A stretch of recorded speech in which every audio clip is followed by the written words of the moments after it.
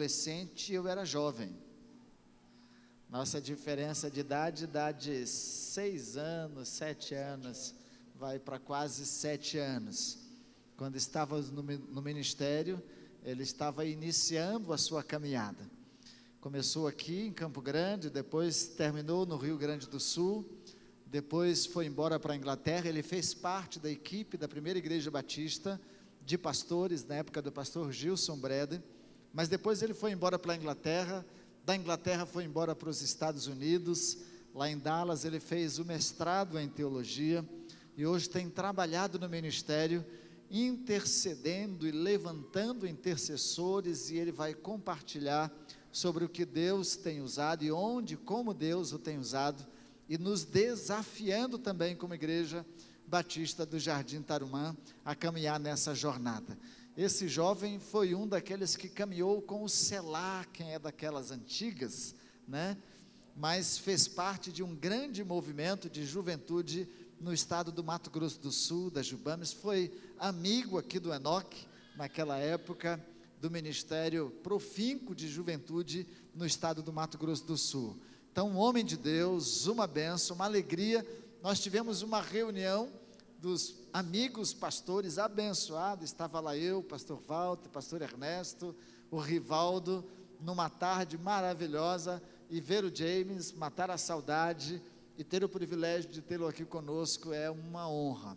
Que Deus use graciosamente, poderosamente, amém? Permita-me orar por você, oremos. Pai do céu, uma alegria ter o teu servo conosco hoje, e o Senhor o tem usado, ó Deus, tão graciosamente, no exercício do pastoreio, do cuidado de tantos outros líderes, pelo Brasil e pelo mundo. Ó Deus, nós pedimos agora que o Senhor use graciosamente, poderosamente a vida do teu servo. Ó Deus, tudo aquilo que o Senhor tem plantado no seu coração, para exercer como ministério diante das nações, e a ser compartilhado com esta igreja hoje, ó Deus, que nos edifique e nos desperte, em nome de Jesus, é que nós oramos, amém, amém, Deus. Muito obrigado, pastor Adonias, graça e paz, igreja. É um privilégio para mim retornar aqui, talvez depois de 36 anos, eu vim aqui no ADAC, um encontro que nós tivemos nessa igreja, creio que foi em 1990, ali, alguns anos atrás. Meu nome é James Farias, eu sou natural aqui de Campo Grande mesmo, tenho o privilégio de ter crescido em Campo Grande, eu tenho o privilégio de ter aceitado Jesus aqui em Campo Grande, ter recebido meu chamado missionário aqui em Campo Grande. Sou casado, também tenho o privilégio de ter sido casado ali na primeira igreja batista. Estou casado há 29 anos, o nome da minha esposa é Vanessa, tenho 2 filhos, Mateus, de 25 anos, e o Michael, de 19 anos. Nesse momento, nós moramos, eu trabalho como coordenador internacional para o ministério 24 horas diante do Senhor. Ministério de oração da igreja, foi um ministério que começou na Lagoinha, ali em Belo Horizonte. Eu fui pastor da Lagoinha num período com o pastor Márcio Valadão, isso no início do ano 2000, e ali eu comecei a me envolver com esse ministério. Nós levantamos torres de oração nas nações. Começamos no Brasil, a nossa torre começou ali na Lagoinha em 2003. Então Deus nos desafiou a começar uma torre 24 horas por dia, 7 dias por semana. Nós teríamos um Gideão, uma pessoa orando. Então o desafio era levantar 300 Gideões.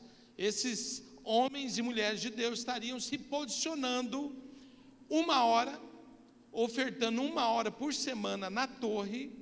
E assim nós começamos ali em 2003 a torre de oração, a primeira torre de oração.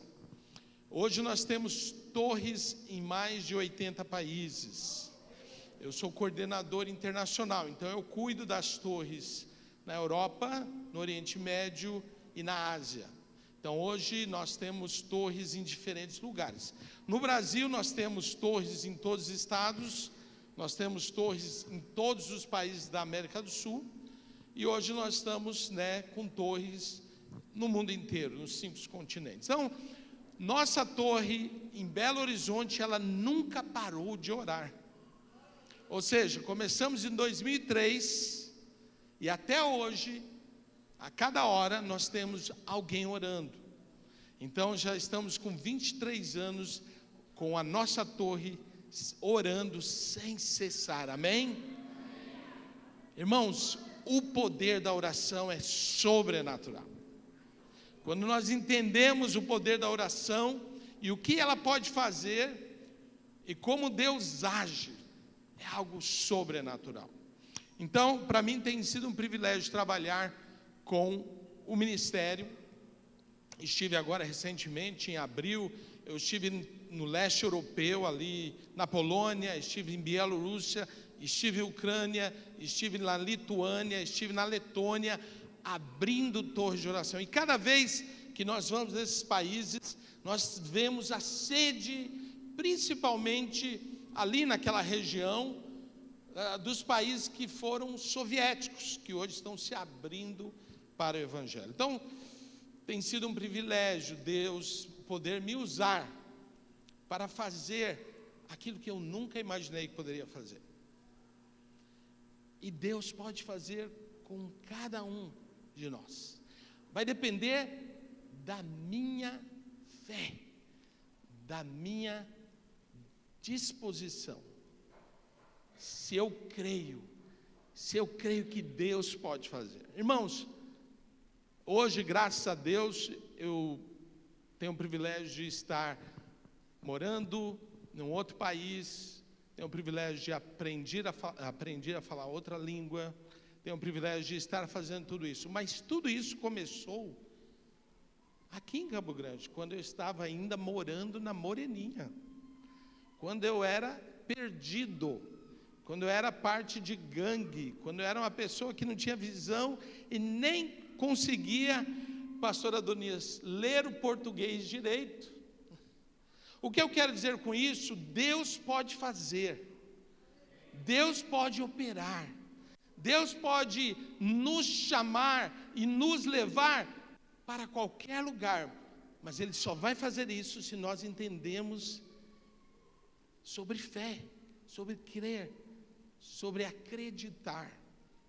Eu lembro, logo no início da minha caminhada aqui em Campo Grande, o Espírito Santo colocou no meu coração orar por Campo Grande toda semana. Eu e o pastor Ronaldo, nós íamos toda semana, quarta-feira, no Parque dos Poderes, e nós levantávamos as nossas mãos sobre a cidade de Campo Grande, e a gente declarava: essa cidade é do Senhor Jesus. Eu lembro como se fosse hoje, e eu lembro que naquela época nós tínhamos entre 3% e 4% de evangélicos, de novos convertidos.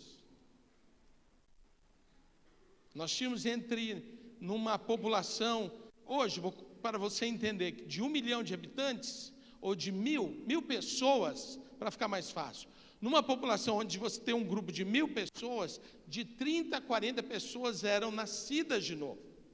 Para a glória de Deus, hoje são de 1.000 pessoas, 300, né, pastor? Mas naquela época, eram de 30 a 40 pessoas. Então, se você tem 1 milhão, naquela época seria de 30 a 40 mil. Hoje, são 300 mil evangélicos. E a gente viu isso, pela fé a gente acreditou, pela fé a gente declarou, pela fé a gente clamou ao Senhor e o Senhor começou a operar. Eu não sei o que Deus quer que você clame, meu irmão, pela sua vida, pela tua profissão, pela tua carreira, pela tua família, pelos teus projetos, mas uma coisa eu tenho convicção: se você crer, se você clamar, Deus vai fazer, amém? Então vamos orar. Pai, nessa noite nós estamos aqui para aprender. Nós estamos aqui para, Deus, verdadeiramente ter um encontro com o Senhor. Eu quero sair deste lugar diferente. Eu quero sair daqui dizendo: eu tive encontro com Deus. Eu toquei nas vestes de Jesus. Eu pude abraçar a Jesus, eu pude ver a Jesus. Senhor, nós estamos aqui para falar contigo, para ouvir a tua voz também. Então, Senhor, abre os nossos olhos, abra os nossos ouvidos. Deus, nos ensina nesta noite a ser como a tua serva, Pai, que sentou aos teus pés e escolheu a melhor parte, Senhor. E Deus, abra os nossos olhos, fixa os nossos olhos para não distrairmos, para não nos perdermos nada, porque nós queremos, Senhor, nesta noite, ter um encontro contigo, em nome de Jesus. Amém. Amém? Diga para o seu irmão: eu vim aqui para ter encontro com Jesus.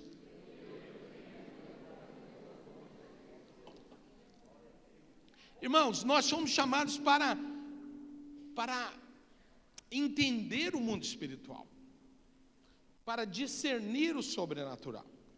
Por isso que nós estamos aqui, para entendermos como lutar a nossa guerra, para entender como discernir os espíritos, as artimanhas, as ciladas. O motivo que quando nós estudamos a palavra de Deus, quando nós, não sei se é porque eu estou muito longe, tem que se aproximar ou não, porque está tendo, se eu aproximo, acho que eu falo muito alto, se eu fico distante, aí o pessoal do som tenta captar minha voz, então eu fico preocupado, vou ou não vou? Então eu vou colocar mais perto para não ficar fazendo o eco, mas a microfonia. Então, irmãos, o propósito de nós conhecermos a palavra de Deus é para nos dar entendimento, discernimento espiritual. E é por isso que você está aqui, é por isso que eu estou aqui.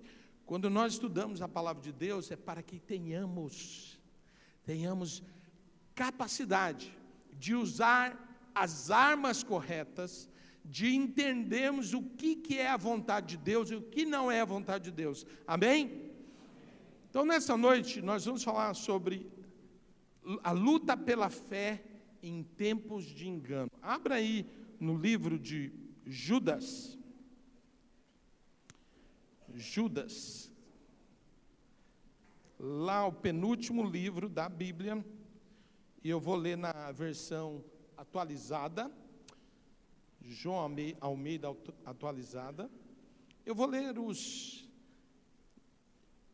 ler aqui os 3 primeiros versos, mas nós vamos estar meditando em todo o livro, se conseguirmos, terminar essa pregação até a meia-noite. Amém? Irmãos, diz assim: Judas, servos de Jesus Cristo e irmão de Tiago, aos que foram chamados, são amados em Deus Pai e guardados em Jesus Cristo. Que a misericórdia, a paz e o amor lhes sejam multiplicados. Amados, quando eu me empenhava para escrever-lhes a respeito da salvação que temos em comum, senti que era necessário corresponder-me com vocês para, presta atenção, exortá-los a lutar pela fé que uma vez por todas foi entregue aos santos. Então aqui nós temos Judas. Quem era Judas? Judas não era apóstolo, Judas era um dos seguidores de Jesus, mas não apóstolo. Ele era o meio-irmão de Jesus. Por isso que ele diz aqui, no versículo 1, ele chama servo de Jesus Cristo e irmão de Tiago. Então aqui nós temos 2 meio-irmãos de Jesus, Tiago e Judas. Judas, como muitos sabem, Judas ele não acreditava muito em Jesus, ele não seguiu a Jesus no início do seu ministério. Mas depois que ele viu, como Deus usou ao irmão dele, ao meio-irmão dele, para fazer coisas tremendas, ele viu que Jesus era o Messias prometido. Então, aqui nós temos Judas falando para a igreja, mandando essa carta e chamando a atenção. Olha, irmãos, eu queria conversar com vocês sobre salvação. Eu queria conversar sobre, esse tema muito importante, a salvação. Mas eu senti que deveria falar com vocês sobre a necessidade, em outras palavras ele usa, eu senti a necessidade de exortá-los a falar sobre essa luta. Ele usa o termo, exortar a lutar pela fé, mas na verdade ele está dizendo, eu quero falar com vocês sobre essa batalha espiritual que vocês estão enfrentando. Ele queria falar sobre salvação, e eu entendo que salvação é um tema muito importante. Muitas vezes as pessoas não entendem como acontece a salvação. Eu quero rapidamente falar sobre esse tema também. Salvação, irmãos, elas são três coisas. A salvação tem que ser entendida de três maneiras na nossa vida. Quando eu aceito Jesus, eu sou salvo no meu espírito. Ali, por isso que quando eu aceito Jesus como Senhor e Salvador, meu espírito que estava morto porque eu estava no pecado, eu aceitei a Jesus, eu agora tenho um espírito, meu espírito, ele está agora com o Espírito Santo, então agora eu estou salvo no meu espírito. Isso é chamado do quê? Redenção. Eu sou redimido. É por isso que eu posso falar com Deus, porque no meu espírito eu já sou salvo. Foi Jesus que me salvou. Ele pagou um alto preço por mim, Ele morreu por mim, Ele me deu a salvação de graça. Eu não preciso fazer nada. Essa é a salvação. É a salvação do nosso espírito. Mas, irmãos, nós temos que entender também, e eu creio que Judas queria falar sobre isso, sobre a salvação da nossa alma, que é a santificação. A nossa alma é o quê? Emoção, vontade e mente. Então a salvação, Paulo usa muito o termo da santificação. Os apóstolos falam muito sobre isso. Nós temos que buscar a santificação. Nós temos que levar a nossa alma a esse processo de crucificar a carne e agradar a Deus. Por isso que Paulo diz lá em Gálatas 2:20 o quê? Já estou crucificado com Cristo e vivo não mais eu, mas Cristo vive em mim. Esse é o processo de santificação. Muitas vezes eu vejo crentes que estão nessa área com dificuldade. É aquilo que Paulo disse, irmãos, misericórdia. Ele fala, Senhor, como que pode ser isso? O bem que eu quero fazer, esse eu não faço, mas o mal que eu não quero fazer, esse eu faço. Então essa é a batalha da nossa carne, que é a santificação. Então, esse é o segundo área de salvação da nossa vida. O terceiro será quando nós recebemos um novo corpo, que é chamado de glorificação. Então, eu não vou entrar com detalhes, mas é isso que Judas queria falar para a igreja. Mas ele fala, não, irmãos, olha, tem uma coisa muito importante que nós devemos falar, que é sobre a luta pela nossa fé. Irmãos, nós temos que prestar atenção no que está acontecendo nos nossos dias.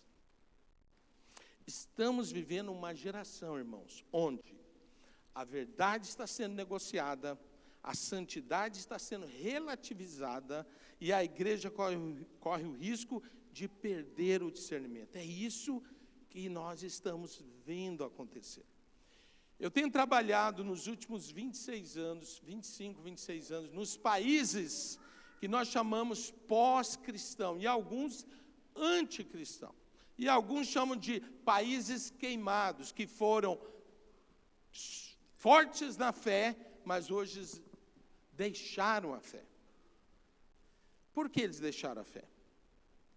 Porque hoje, por exemplo, o Reino Unido, hoje, por exemplo, está sendo tomado por uma pelo islamismo, pelos muçulmanos.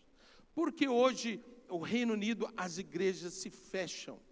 Muitas igrejas se fecham. Porque muitos cristãos abandonaram, apostataram a fé. Porque eles esqueceram de lutar pela fé. Você tem lutado pela fé, meu irmão? Você tem prestado atenção ao que está acontecendo? Olha que Judas fala ali no versículo 4. Presta atenção. Ele diz assim: pois certos indivíduos, cuja sentença de condenação foi promulgada há muito tempo, se infiltraram no meio de vocês sem serem o quê? Notados. São pessoas ímpias que transformam em libertinagem a graça do nosso Deus e negam, olha bem, e negam o nosso único soberano e Senhor Jesus Cristo. Então, o que Judas está dizendo? Olha, irmãos, presta atenção, que há pessoas que estão sentadas com você, que parecem serem de Deus, parecem ser cristão, dão glória a Deus, frequentam o culto, mas eles transformaram a graça em libertinagem, e até mesmo estão negando ao Senhor. Mas como é que isso acontece, pastor? Irmãos, isso acontece quando a gente não conhece a palavra, quando a gente não tem temor da palavra. Irmãos, não adianta nada nós sermos frequentadores de igreja, ou sermos até partes do hall da igreja. Nós temos que entender que isso é importante, sim, mas temos que aprender a conhecer a palavra, meditar na palavra. Quantos versículos vocês memorizaram essa semana? Quantos versículos você escreveu no teu coração essa semana? Eu lembro que quando eu comecei a minha caminhada de fé, eu fazia uns cartões com um lado o versículo, do outro lado o endereço do versículo. Eu memorizava a palavra de Deus. Por que eu memorizava a palavra de Deus? Porque dessa forma vai ser mais difícil para mim pecar contra Deus. Porque eu escrevia a palavra de Deus no meu coração. Claro, eu sei que hoje nós temos a facilidade do celular. E isso é uma bênção. Mas pode ser um problema. Porque aí as pessoas pensam que não precisam memorizar, escrever a palavra de Deus no coração. Irmãos, nós temos que aprender que a única maneira de nós vencermos a batalha espiritual é se nós manejamos bem o quê? A palavra de Deus. Eu conheço a palavra de Deus, eu conheço a voz de Jesus. Vocês lembram que Jesus disse em João capítulo 10, quando ele falava sobre a parábola das ovelhas, ele disse: olha, as minhas ovelhas me seguem, porque elas conhecem o quê? A minha voz. Lutar pela fé, irmãos, é você escrever a palavra de Deus no seu coração. Eu lembro quando Deus falou para mim e me deu o chamado para ir para as nações. Eu escrevi, Deus foi o Espírito Santo, mas eu sei que eu tive que aprender a palavra, e naquele dia eu escrevi aquilo que Deus falou para mim. Ele disse lá em Êxodos 23, 20 o seguinte: eis que eu envio um anjo adiante de ti, para guardar-te pelo caminho, e conduzir-te ao lugar que eu te tenho preparado. Anda apercebido diante do anjo, ouve a sua voz, e não sejas rebelde contra ele, porque ele não perdoará a tua rebeldia. Mas se na verdade você ouvir a voz do anjo e fizer tudo o que ele disser, eu serei inimigo dos teus inimigos e adversário dos teus adversários. Sirva-me o Senhor teu Deus, e eu te darei o pão e a água todos os dias da tua vida. Irmãos, nós temos que aprender a conhecer a palavra de Deus. Lutar pela fé é eu ter intimidade com Jesus, amém? Lutar pela fé é eu ter esse hábito de ouvir a voz de Jesus, conhecer a Jesus, de conhecer a sua vontade, de entender o seu querer. E se você começar a fazer isso, Deus vai começar a se manifestar na tua vida. Ele vai começar a abrir as portas. Ele começará a fazer milagres. Ele começará a despertar você. Ele começará a falar coisas para você que você não imagina. Mas para isso eu preciso ter o quê? Intimidade. Porque a palavra de Deus, irmãos, ela vai ser a nossa bússola. Amém? Diga para o seu irmão, a palavra de Deus é a tua bússola. Fala novamente para ele, a palavra de Deus é a tua bússola. Irmãos, eu preciso da bússola de Deus todos os dias, amém? Porque eu quero ir na direção de Deus. Judas está falando sobre isso, lutar pela fé. Mas para que a gente possa lutar pela fé, eu preciso primeiro entender qual é a minha identidade. Você sabe qual é a sua identidade? Olha o que Judas diz no versículo 1. Judas, servo de Jesus Cristo, irmão de Tiago, aos que foram chamados, são amados em Deus Pai e guardados em Jesus Cristo. Aqui está a nossa identidade, irmãos. Nós somos chamados, nós somos amados e nós somos o quê? Guardados. Você já parou para pensar sobre isso? Você já parou para pensar sobre isso? Pensa sobre isso. Você tem um chamado. Você tem um chamado, você é amada, você é amado. Mas você também é guardado e você é guardado. Alguns anos atrás eu fui fazer um trabalho lá na cidade de Istambul, na Turquia. Um país muçulmano, estávamos trabalhando ali. E eu estava passando por aquela cidade e eu fui raptado. Eu fui sequestrado. Mas enquanto eu estava ali naquela situação, eu lembrei da palavra. Eu fiquei em paz. Eu orei e falei, Senhor, a minha vida é tua. Ninguém pode me tocar, ninguém pode me prender se o Senhor não permitir. E por 3 horas eu fui ali, queriam dinheiro, me levaram. Na verdade, eles queriam me roubar, não foi uma questão mais de roubo, né? Cartão, queriam me levar em alguns lugares para sacar dinheiro. Como eu viajo internacionalmente, meus cards, ou os meus debit cards, ou cartão de saque, eles não funcionam em lugar nenhum fora dos Estados Unidos. Então, eles não conseguiram. Então, aquelas 3 horas, eles ficaram muito desesperados, porque eles não conseguiram nada. E todo o tempo eu estava em paz. Por quê? Porque eu sou guardado por Jesus Cristo. Quando nós conhecemos a nossa identidade, quando nós entendemos quem nós somos, não importa a luta, meu irmão, não importa a circunstância, não importa a tribulação, o Senhor vai te dar o livramento, amém? Você crê nisso? Mas para isso eu preciso conhecer a palavra. Então nessa noite nós estamos aprendendo sobre a necessidade de lutar pela nossa fé, amém? Então você vai declarar comigo, eu vou lutar pela minha fé. Diga aí, eu vou lutar pela minha fé. É para isso que nós estamos aqui, irmãos, para aprender a como lutar pela fé.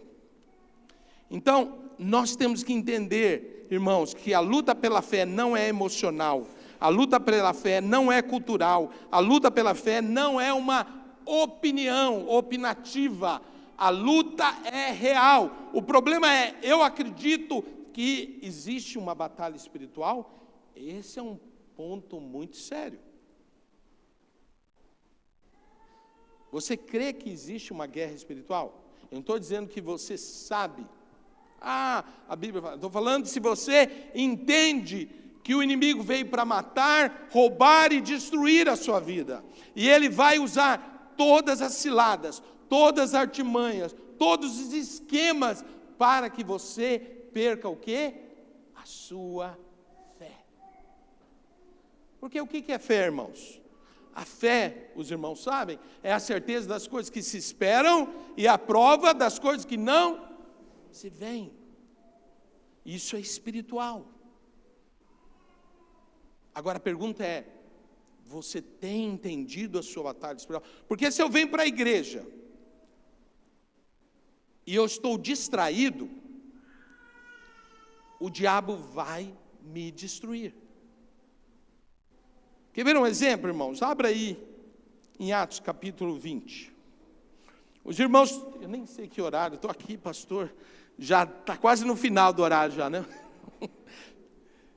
Atos capítulo 20, irmãos. Vocês sabem a história do jovem Eutico? Eu vou dar um exemplo aqui. E é um jovem que estava na igreja, mas estava no lugar errado. E diz ali em Atos capítulo 20, verso 9, o seguinte: um jovem chamado Eutico, que estava sentado numa janela, adormecendo profundamente durante a prolongada mensagem de Paulo, vencido pelo sono, caiu do terceiro andar abaixo. Quando levantaram, estava o quê? Você vê, irmãos, o jovem estava na igreja, mas ele estava sentado em que lugar? Janela. A janela sempre vai nos dividir, irmãos. Especialmente nos nossos dias, nós temos uma janela virtual também. Isso aqui é uma janela. Na hora que nós estamos ouvindo a palavra de Deus, nós temos que entender que nada pode tomar a minha mente, só a palavra de Deus. Mas esse jovem, ele estava sentado na janela. E porque ele estava sentado na janela, o que aconteceu com ele? Ele dormiu, ele foi adormecido. Só que a Bíblia diz que ele também foi tomado de um profundo sono. E depois ele foi vencido pelo sono. Irmãos, é assim que o diabo faz. Não apenas dentro da igreja, mas lá fora também. Ele primeiro nos adormece. Não, eu não preciso ser tão fervoroso, eu não preciso orar tanto, eu não preciso ler tanto, eu não preciso ser tão espiritual. Isso então vai nos adormecendo. Você não é mais tão sensível à voz do Espírito Santo. Você busca mais os prazeres da carne. Você acha que não, eu vou na igreja, então você vai adormecendo espiritualmente. Só que o diabo não está satisfeito. Aí ele vai, o que ele faz? Ele nos leva a um profundo sono. Eu estou falando em termos espirituais. Aí eu já não quero mais ler a Bíblia, eu já não quero louvar mais, eu já não quero, buscar ao Senhor, fazer as coisas da vontade de Deus, eu não vou mais fazer uma visita, eu não participo mais do pequeno grupo, eu não estou tão interessado em Deus. E aí depois ele vai vencer. E é o que aconteceu com esse jovem. Quando eu era pastor aqui na primeira igreja batista, Deus deixou bem claro para mim. Nós estávamos passando, eu trabalhava com a banda Selah, nós íamos toda semana nas escolas. Nós tínhamos aqui a quarta gospel, depois virou a quinta gospel. Os irmãos, quem conheceu a quarta e quinta gospel aí? Então, nessa época nós tínhamos, muita gente, nós tínhamos quase 400 a 500 decisões por Jesus todos os meses. E eu era pastor do discipulado, de integração. E eu não sabia, Senhor, como é que nós vamos integrar tanta gente? Aí o Espírito Santo deu a estratégia naquela época a gente chamava de célula. Aqui em Campo Grande não havia células naquela época, como hoje. A própria primeira igreja, havia muita resistência com pequenos grupos e células. Não vai funcionar, não vai dar certo. Mas o Espírito Santo falou, não. É essa a estratégia. Porque nos pequenos grupos ou nas células, a gente tem essa atmosfera de mantermos a gente espiritualmente acordados. Por quê? Nos pequenos grupos, nós vamos ter comunhão, nós vamos compartilhar o pão, nós vamos aprender a palavra e nós vamos orar, os pilares da igreja. Então o Espírito Santo falou, essa é a estratégia. E nós batalhamos 3 anos. Não sei se o pastor chegou aí no evento do pastor Paulo Solonca na FE. Nós trouxemos o pastor Paulo Solonca e começamos esse movimento, mas a maioria das igrejas estavam adormecidas. Não vai funcionar. Hoje eu fico feliz quando eu vi aqui, a igreja tem o PGM, que é uma nova versão das células, mais recente da convenção, né?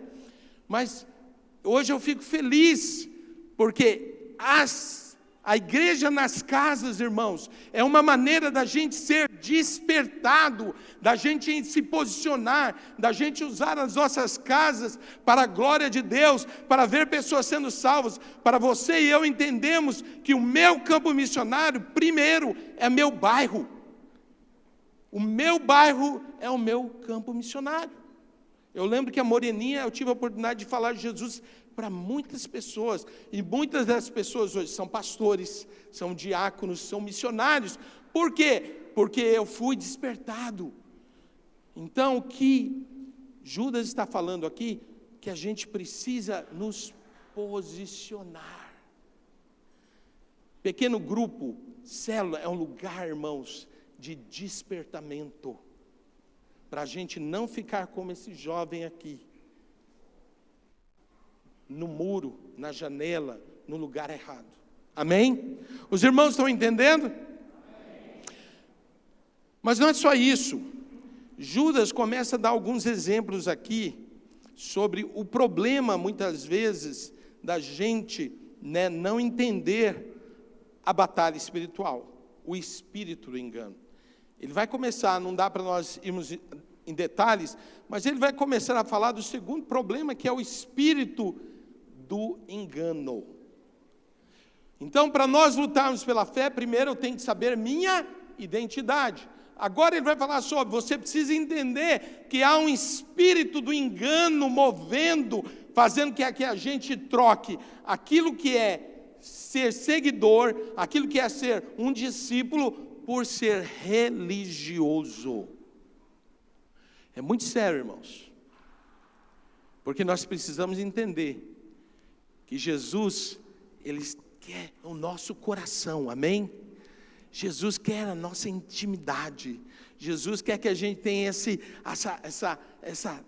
relação com Ele próxima. Ele quer conhecer as nossas dificuldades, Ele quer conhecer as nossas angústias, Ele quer conhecer também as nossas alegrias, os nossos sonhos, os nossos planos. Ele quer chegar sendo íntimo, próximo da gente. Mas o inimigo, ele vai fazer de tudo para você ser um religioso. Porque Jesus, ele teve muita dificuldade com os judeus, ou com a religião estabelecida da época, porque eles eram religiosos. Eles estavam mais preocupados com a estrutura, com o poder, do que com a palavra de Deus. Jesus quer que nós sejamos seguidores, tenhamos relacionamento com Ele. E é por isso que nós temos que prestar atenção. Olha o que ele diz sobre Israel. Ele diz aqui, por exemplo, volta lá para Judas, capítulo 1. Ele fala aqui, no versículo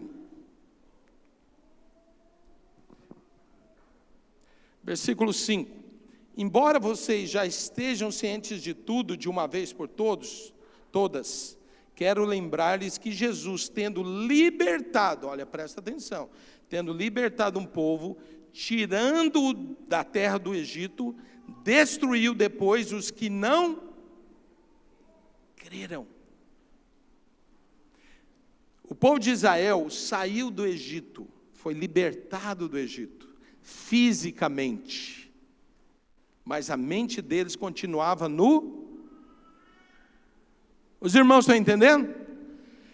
Jesus libertou Israel do Egito, da escravidão, mas durante o deserto a mente deles continuava no Egito.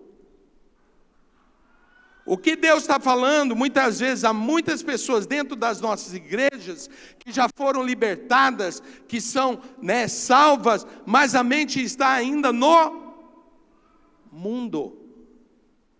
Fisicamente está aqui, mas não está sendo renovada na mente. Não está vestindo uma nova roupa. Olha o que Paulo diz, abra lá em Efésios, irmãos. Efésios capítulo 4. Paulo está falando com a igreja, ali no verso 20, vou ler alguns versos. Ele diz assim, ele está falando de uma igreja aqui, que buscava o Senhor, mas ele chama a atenção, ele fala, mas não foi assim que vocês aprenderam de Cristo, se é que de fato ouviram falar dele, e nele foram instruídos, segundo é a verdade de Jesus. Quanto à maneira antiga de viver, vocês foram instruídos a deixar de lado a velha natureza, que se corrompe segundo desejos enganosos, a se deixar renovar no espírito do entendimento de vocês, e a se revestir da nova natureza, criado segundo Deus, em justiça e retidão, procedentes da verdade. Aí ele começa, ele vai falar ali, no versículo 25, por isso, deixando a mentira, que cada um fale a verdade. Eu não vou ler esses temas, mas ele vai começar a falar, olha, vocês estão na igreja, vocês estão em irmãos, vocês estão em comunhão, mas vocês estão andando conforme a antiga natureza. Não foi assim que vocês aprenderam de Jesus. E aí ele começa a falar, você mentia, não minta mais. Se você roubava, não roube mais. Se você se irava ou você vingava, não vingue mais. Ele começa a dar uma lista do problema dentro da igreja de Éfeso. Por quê? Porque ele está dizendo aqui que essas pessoas não jogaram fora a velha roupa e elas... Eu estou aqui seco minha boca, irmão. Aqui em Campo Grande, pastor, a umidade é muito baixa. Mas, o que Paulo está dizendo, olha, vocês têm que entender uma coisa. Não adianta apenas ser religioso. Você tem que aprender a tomar esse posicionamento. Olha, volte lá para o versículo 22. Quanto à maneira antiga de viver, vocês foram instruídos a deixar de lado a velha natureza, que se corrompe segundo desejos enganosos. Aí ele fala, a se deixar renovar no espírito do entendimento. Ou seja, irmãos, eu não conheço vocês, eu estou aqui hoje, eu não sei a maneira de viver de vocês. Eu não posso falar como Paulo, porque Paulo conhecia os irmãos de Éfeso. E ele tinha relatórios sobre a igreja de Éfeso. E ele sabia que haviam problemas dentro da igreja de Éfeso. Eu não sei. Mas o que Paulo está dizendo é que, pelo que eu estou ouvindo sobre vocês, vocês não estão vivendo como Jesus quer. Irmãos, se nós queremos lutar pela fé, nós temos que nos posicionar sobre como estamos vivendo. Amém? Paulo também escreve para a igreja de Filipenses, abra ali em Filipenses capítulo 1, ele diz quase a mesma coisa, versículo 26. Os irmãos estão acompanhando, amém? Ele diz ali no versículo 27, na verdade, de Filipenses 1, 27, acima de tudo, vivam de modo digno do evangelho de Cristo, para que, ou indo aí para vê-los, ou estando ausente, eu ouço a respeito de vocês, que estão firmes em um só espírito, como uma só alma, lutando juntos pela fé do Evangelho, e que em nada se sintam ou sentem intimidados pelos adversários, pois o que para eles é prova evidente de perdição, para vocês é sinal de salvação, e isso da parte de Deus, porque vocês receberam a graça de sofrer por Cristo, e não somente de crer nele, pois vocês têm o mesmo combate que viram em mim, e que agora estão ouvindo, que continuo a ter. Então Paulo está chamando a atenção sobre isso. Lutem pela fé. Eu não sei qual a luta que você está passando, meu irmão, minha irmã. Eu não sei qual é a batalha que você está passando. Talvez seja financeira, talvez seja no casamento, talvez seja algo pessoal, profissional, talvez seja uma área de tentação. Eu não sei qual é a batalha, mas o que Paulo está chamando a atenção, se você quer vencer a sua luta espiritual, você precisa se aproximar mais de Jesus. Você precisa conhecer a palavra.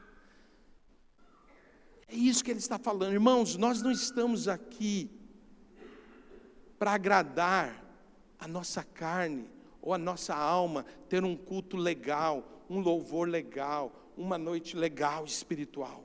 Não, isso pode acontecer, mas o propósito que nós estamos aqui nessa noite, eu estou aqui nessa noite, eu estou aqui para conhecer a palavra de Deus, que é poderosa para fazer grandes coisas na minha vida. Se eu venho para a casa de Deus e eu saio daqui, eu não entendi nada da palavra de Deus, eu sou um homem, eu sou uma mulher estéril, que não vai dar frutos. Os irmãos estão entendendo? O que Judas está querendo dizer, irmãos, é que nós precisamos nos posicionar. É muito triste hoje, eu moro no Reino Unido, eu morei no Reino Unido, estou morando hoje nos Estados Unidos, moro em Atlanta, e ver cada dia mais o inimigo avançando, ganhando territórios. É triste quando eu vou para a Europa, e eu vejo lá cada dia mais, você não pode nem pregar a palavra de Deus publicamente em alguns lugares. Você não pode nem mais se posicionar falando uma verdade conforme a palavra de Deus, porque no mundo secular eles vão dizer que aquilo lá não é verdade, e que você não pode falar, e que você não pode pregar não pode pregar isso, porque você vai ser considerado uma pessoa que prega o ódio ou a discriminação. Sabe por quê? Porque a igreja esqueceu de se posicionar. Nós estamos vivendo um tempo, irmãos, do espírito do engano. Mas a pergunta é: você e eu temos discernido? Nós temos pessoas no nosso meio que dão glória a Deus, mas negam a Jesus em sua vida semanal. Eu trabalho com um grupo de quase 50, 60 homens americanos, que eu discipulo, são grupos líderes que eu trabalho, e toda semana nós desafiamos a eles: olha, você precisa deixar o Espírito Santo te usar para falar de Jesus para as pessoas com quem você se encontra. Então, nós sempre desafiamos, olha, toda nossa reunião nós perguntamos: você teve uma oportunidade de testemunhar a sua fé? Você teve a oportunidade de de transformar uma conversa secular numa conversa espiritual? Como assim? Por exemplo, você vai falar com alguém sobre esporte, ou vai falar com alguém sobre comida, ou vai falar com alguém sobre política, e o Espírito Santo te dá capacidade de você converter aquela situação para conversar sobre a vida espiritual ou sobre salvação. Porque, irmãos, nós fomos chamados para dar frutos. Nós fomos chamados para proclamar as boas novas. Nós, a igreja, nós fomos chamados para cumprir o ide. Mas para isso eu preciso lutar pela minha fé. O que acontece quando uma pessoa é salva? Eu cheguei aqui em Campo Grande tem 2 semanas. Aí eu estava sábado visitando uma pessoa e logo percebi que a pessoa não era salva. E eu tive a oportunidade de testemunhar para ela. E eu tive a oportunidade de fazer a oração de salvação com ela. Por quê? Porque eu sei que essa é uma luta pela fé. Toda vez que eu ganho meu vizinho, eu ganho um familiar, eu ganho uma pessoa, eu testemunho da minha fé, o que acontece? Eu estou lutando pela fé, pela verdade. Mas para isso eu preciso me posicionar. Nós temos que tomar um posicionamento. Terceiro e último ponto. Nós temos que entender que, independente da batalha que nós enfrentamos, irmãos, nós sabemos que nós temos a segurança em Deus. Volte lá para Judas, nós vamos nos últimos 2 versículos.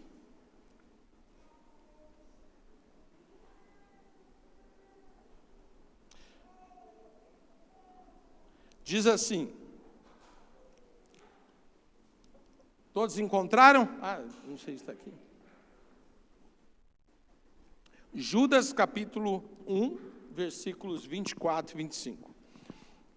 Vou ler nessa versão. Aquele que é poderoso para protegê-los de tropeçar e apresentá-los sem mácula e com grande alegria diante da sua glória, ao único Deus, o nosso Salvador, seja glória, majestade, poder e autoridade por meio de Jesus Cristo, o nosso Senhor, antes de todos os tempos, agora e para todos sempre. Amém.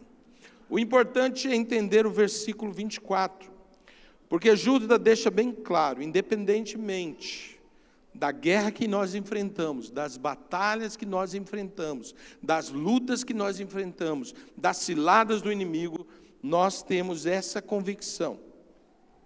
E ao Deus que é poderoso para evitar que você, que eu tropeça, e que pode apresentá-lo irrepreensível, ou apresentá-lo irrepreensíveis. O que Judas está chamando a atenção?